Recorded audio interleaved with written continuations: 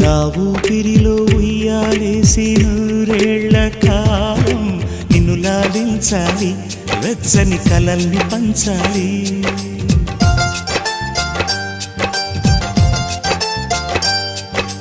నీ స్నేహంలో స్నానం చేసి నా కన్ని దేహం తరించిపోవాలి, తీయని స్వరాలు పాడాలి. పరులకు ఎన్నడు తెలియని చల్లని చెలిమితో ఈ నా అనురాగం నీ గుండెనేమీటని.